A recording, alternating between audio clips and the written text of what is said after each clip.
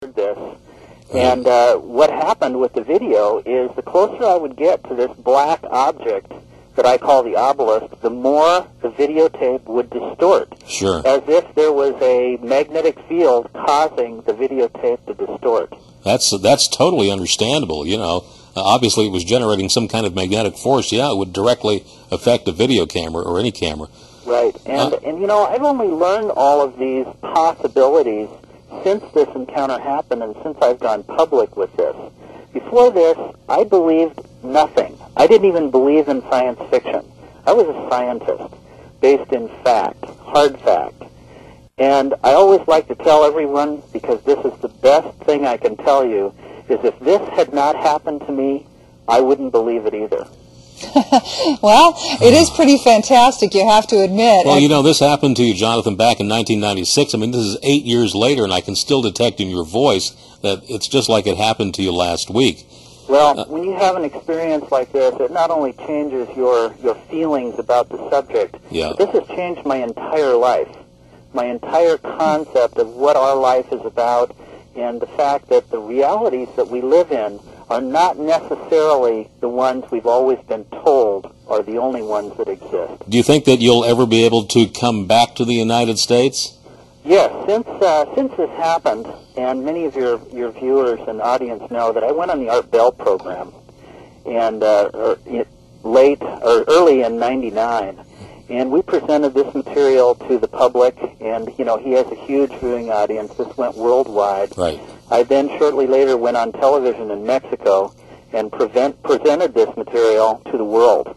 And this program, again, through Mexico, has aired around the world 11 times. After this happened, I became a much more public figure, therefore being left alone to some extent. But even to this day, there are still organized groups of people who attack not the evidence from my case, but me, myself, the person. Personal character assassination. Right, Jonathan, let's harassment of my family and my friends. I want to talk about that when we come back from our commercial break, how your life was simply deleted. Everything about you, your school record, social security number. And also, when we come back from the break, let's get into how you got the body back in the car, back home, and we'll show some video footage of the creature wrapped up in the space blanket on your kitchen floor. Our guest is Dr. Jonathan Reed, author of the book called Link, an E.T. Odyssey, and we'll be right back. Stay with us. Hi, everybody. We are back, and thanks for waiting through the break. Our guest tonight is Dr. Jonathan Reed. Hi, Jonathan. You still there? Yeah, I'm still here. Thank you. Okay. You know, we're speeding through this because we only have an hour for television, and the story as it unfolds in your book is really the way to appreciate it, or on your videotape. So the alien to you, or the creature, is for the most part, you've killed this thing. Yes, at that moment, once I hit it, once I was in this area, I felt it was dead. And I was afraid. I was not only afraid what was happening to my body, but afraid that I had killed something. And my mind was, you know, going 100 miles an hour. So I actually started to think, well, maybe I should hide this body for two reasons. Number one, maybe I had killed it, maybe I was in trouble, and also maybe I could bring somebody back to take a look at this with me, to make some sense out of all that wasn't making sense. So at that point, I grabbed the body and kind of rolled it up in a thermal blanket that I had, which is an emergency blanket that many people take with them when they're hiking in the woods. And I had a pack, and I had some water, and my cameras, and a couple other small items. So I pulled out this thermal blanket, and I thought, okay, I'll use it to cover it up, to hide it, to keep the animals away from it. So this was my initial thought. But after I picked it up and rolled it up, similar to a sleeping bag, so I wouldn't have to touch the body, I realized this thing was so light, so incredibly light, maybe under 50 pounds, that I picked it up and I started looking for a place to hide it, to store it so it would be safe. And I started walking back to where I had parked my Jeep. Now, incredibly, I had walked to this site, taking me almost an hour. Well, all of a sudden, I found myself back where my Jeep was parked. I mean, it felt like within 5 or 10 minutes. This was incredible in itself. But at that moment, I thought, okay, I'll put the body in my Jeep, and I've got to get some help. I've got to drive home, because I was so sick, just unbelievably sick. So I put it in the back of my Jeep. I got in the Jeep, and I sat there for a long time. And I looked over to where my dog always sat next to me, and she wasn't there. So I knew something had happened. And in the rearview mirror, I could see this wrapped up thermal blanket. Jeez. And so I started for home. I was about 60 miles from my home. And I stopped at a ranger station. There was no one there. I was trying to get help. I rested for a while. I drank some water, and I continued to drive home. And once I got home, I sat in my carport, and I thought, none of this can be happening. None of this is a reality. It's got to be an illusion. But again, there was this thermal blanket in my car. I couldn't deny what I had found. So now you get home and you've got this thing in your car.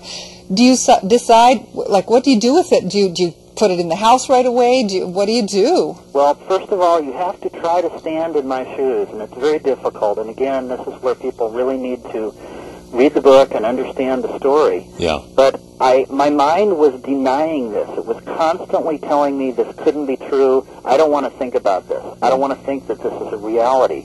So my mind said, put this somewhere where you don't have to look at it, where you don't have to think about it. Maybe you can feel better tomorrow. Maybe you can bury this thing, and all of it will become an illusion.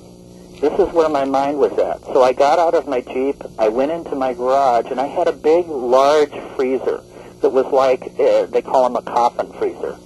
And I thought, okay, there's not much in there. This body will decompose if it's not refrigerated. So I thought, this is a good place. I'll put it in there. I won't have to look at it, and it'll be there when I need to deal with it. So I put it in the freezer. I went in the house, and I tried to calm down. I tried to get well. And a few hours later, I had talked myself into believing that what was in my freezer couldn't have been this creature. It had to be my dog, Susie. Maybe my dog, Susie, got killed somehow. Maybe I couldn't handle it. Maybe my mind was going into shock. So I told myself, that's it. Susie has to be in the freezer. And I had to prove that to myself. I went back out to my garage, opened the freezer, took this wrapped package out, laid it on the table, and opened it up. And at that moment, it wasn't my dog. It was, in fact, the body of this creature. And there it is in the freezer with your pork chops. Well, you know, we can laugh about it now. Have to throw that meat away. But yeah, at the time, it seemed the most logical thing to do. Now, I mean, I'm sure people have asked you this before. So you thought you killed this creature. I mean, you didn't run right to the police or the authorities right away. There must have been a reason for you not to do that. Well, I was afraid. I was scared. I had tried to get help, like I said, on my way home. As soon as I got home, I made phone calls to my friends, my girlfriend, trying to get them to help me because I was so sick, trying to make some sense out of this. And the next day, my friend came over, and I explained to him what had happened. He thought I was crazy. But then I proved to him what I had. And from that step on, we tried to get help. We called many places. We called the police. We called the Air Force.